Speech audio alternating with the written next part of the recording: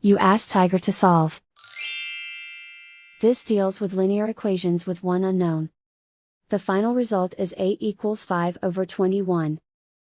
Let's solve it step by step. Group all constants on the right side of the equation. Subtract 1/6 from both sides. Group like terms. Combine the fractions. Combine the numerators. Reduce the zero numerator. Simplify the arithmetic. Find the lowest common denominator.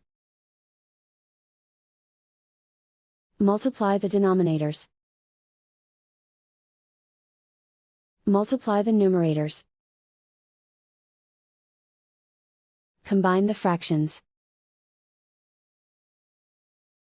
Combine the numerators. Isolate the a. Multiply both sides by inverse fraction 10/7. Group like terms.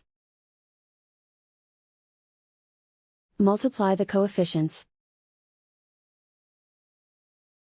Simplify the fraction. Multiply the fractions. Simplify the arithmetic. And so the final result is 8 equals 5/21.